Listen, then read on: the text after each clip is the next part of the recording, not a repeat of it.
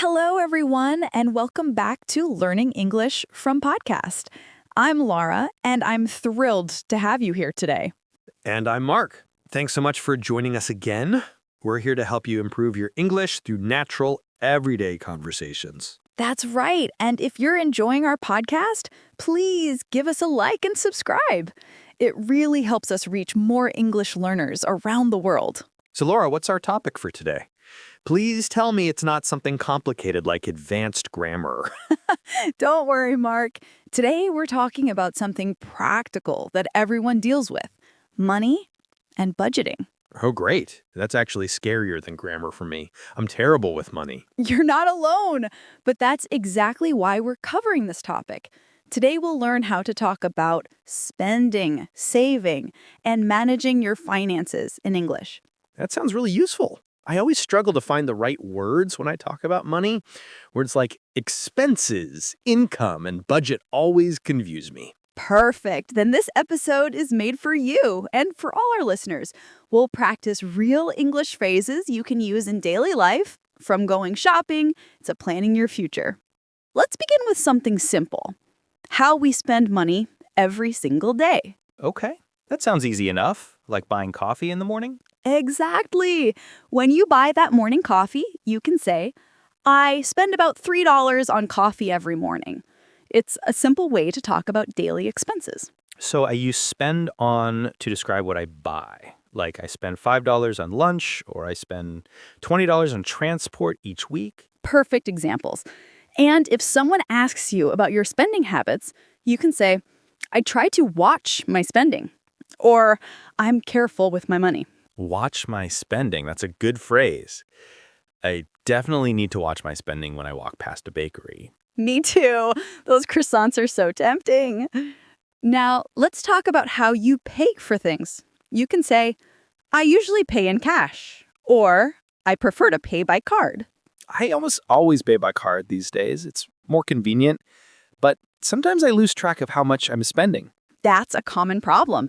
When you can't see the physical money leaving your wallet, it's easier to overspend. That's why some people prefer cash.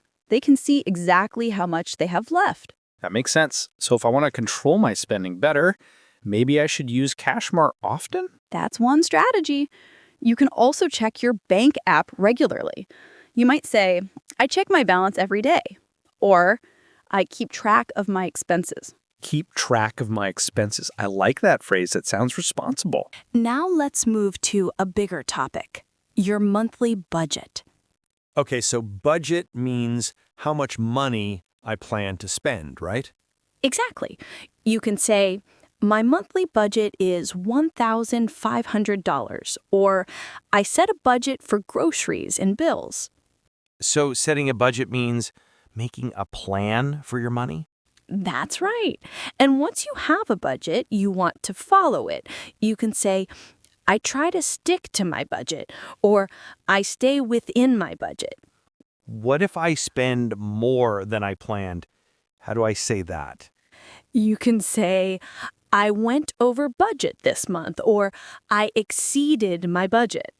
Both mean you spent more than you planned. I think I go over budget every month, especially when there are sales online. Online shopping can be dangerous for our budgets. That's why it's good to say, "I'm trying to be more disciplined with my spending." Disciplined with my spending. That sounds like what I need. Let's practice these phrases. Everyone listening, repeat after me. I set a monthly budget. Now I try to stay within my budget. And one more. I went over budget this month. Great work, everyone. These are essential phrases for talking about money. Here's a big budgeting topic: eating out versus cooking at home. This is important. Eating out can really drain your wallet. It can. You might say, "Eating out is expensive, so I cook at home most days." I try to meal prep on Sundays. That way, I'm not tempted to order takeout during the week. Meal prep is excellent. You can say, "I prepare my meals in advance," or "I cook in bulk to save money." And when I do eat out, I try to limit it. I can say, I only eat out once a week, or I save eating out for special occasions. Those are great habits. You can also say, cooking at home helps me save money, or homemade meals are cheaper and healthier. What about coffee? I spend so much on coffee shops. That's common. You could say, I brew my coffee at home instead of buying it, or I cut back on cafe visits. Cut back on. That means reduce, right? Yes, cut back on and cut down on both mean to reduce or use less of something. For example, I'm cutting back on takeout food. That's a phrase I need to use more often. My takeout habit is getting expensive. Here's something interesting. Small expenses add up. If you spend $5 on coffee every day, that's $35 a week or about $150 a month. Wow, I never thought about it that way.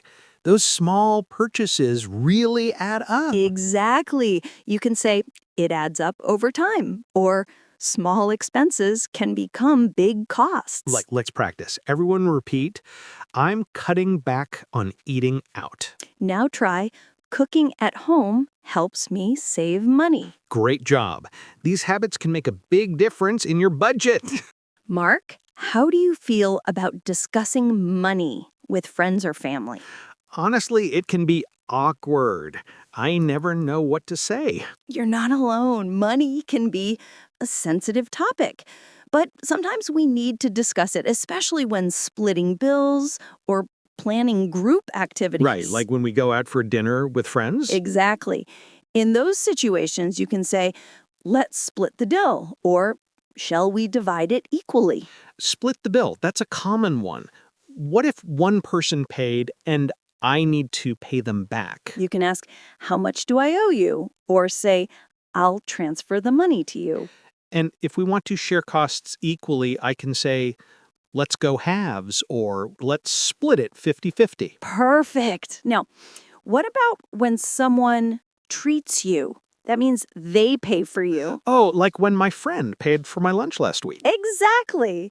You can say, thank you for treating me, or my friend treated me to lunch. And next time I can say, it's my treat, or let me get this one. Those are very natural phrases. You can also say, I'll pay you back next time, or dinner's on me tonight. On me means I'm paying, right? Yes, it's on me is a friendly way to offer to pay. What if someone borrowed money from me and I need to ask for it back politely? You can say, hey, do you remember that $20 I lent you? Or when you get a chance, could you return what I lent you? Those sound polite, but clear. Exactly. Being direct but kind is important when discussing money with friends. Let's talk about another daily expense, transportation. Yes, getting to work or school can be expensive. You can say, I spend a lot on commuting, or transportation is one of my biggest expenses. Commuting means traveling to and from work, right? That's correct.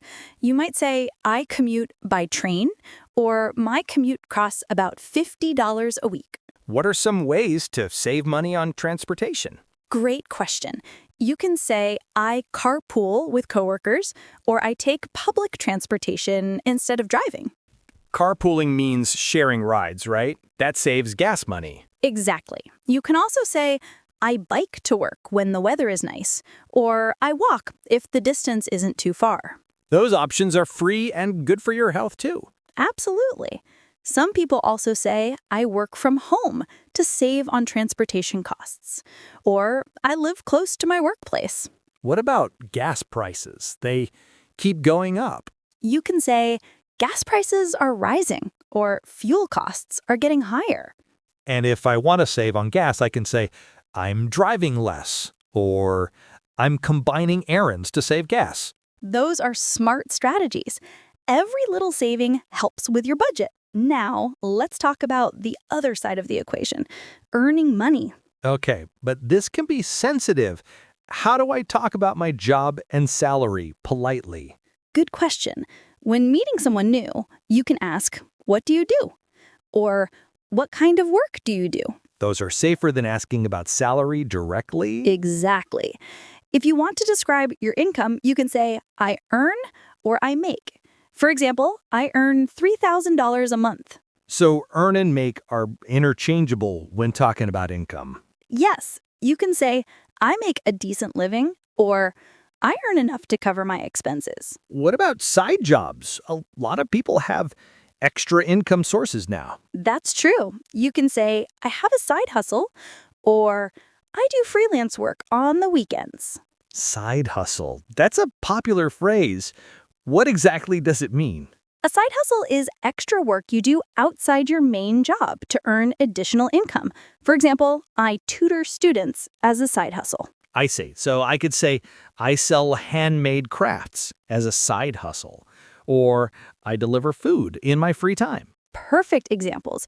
You can also say, I'm looking for ways to earn extra income, or I'm trying to diversify my income streams. Diversify my income streams. That sounds professional. It is. It means having multiple sources of income, which can provide financial security. That's smart. Don't put all your eggs in one basket, as they say. Exactly. And learning English can actually help with this. You might say, improving my English skills helps me get better job opportunities. That's so true. English opens doors professionally. Let's practice. Repeat after me. I earn money from my main job. Now try, I have a side hustle to make extra income. Excellent. These phrases help you talk confidently about work and money. Mark, do you have any interesting money stories to share? Oh, yes. A few months ago, I tried to save money by fixing my own laptop instead of taking it to a professional. Uh-oh, I can guess how this ended. Exactly. I ended up breaking it even more. Then I had to pay double to get it professionally repaired. That's a perfect example of being penny wise, but pound foolish. What's that mean? It means saving small amounts of money, but ending up losing more in the long run. It's an old English idiom.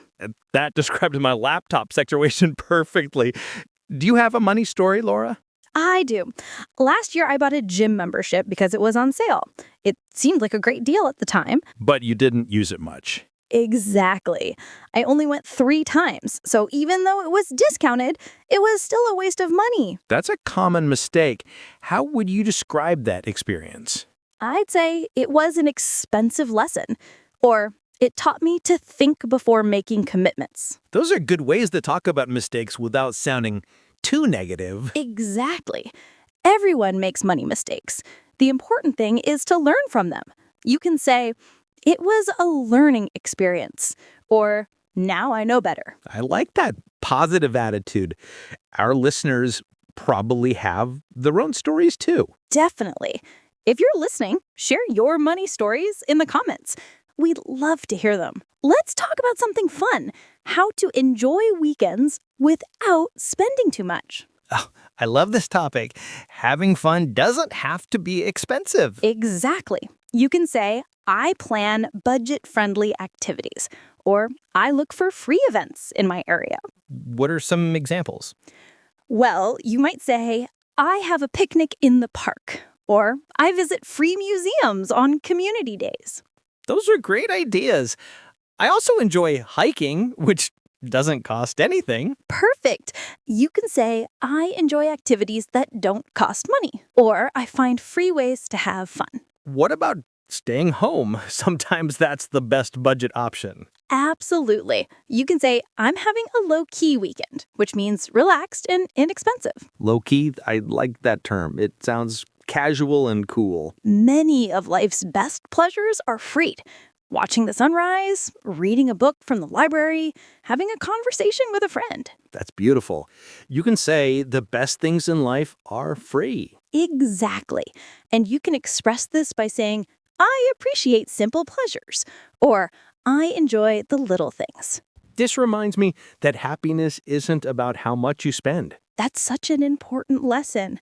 You can have a wonderful life on any budget if you're intentional about how you spend. You know, Mark, I've been thinking managing money and learning English have a lot in common. Really? How so? Both require consistency, patience, and small daily actions. You can't become wealthy overnight, and you can't become fluent overnight. That's true. It's like saving money. If you save a little every day, it grows over time. Exactly. We call this the compound effect. Small actions repeated consistently lead to big results. So if I practice English for just 10 minutes every day, it will add up. Absolutely. You can say, I'm making progress one day at a time, or small steps lead to big changes. I love that perspective. It makes both money and learning feel more manageable. And mistakes are part of both journeys. If you make a language mistake, it's not failure, it's practice. Exactly. Same with money.